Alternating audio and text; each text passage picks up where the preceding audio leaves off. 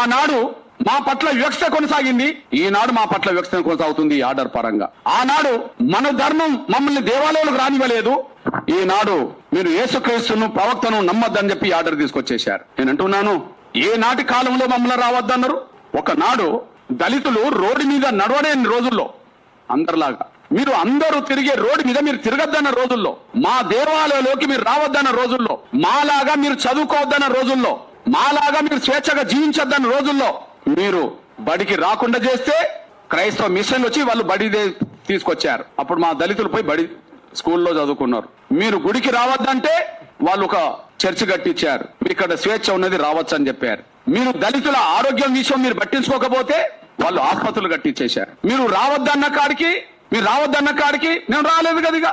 మీరు గుడికి రావద్దన్నది మీరే, బడికి రావద్దన్నది మీరే, స్వేచ్ఛగా తిరగద్దన్నది మీరే, మా ఆరోగ్యం గురించి పట్టించుకోండి మీరే.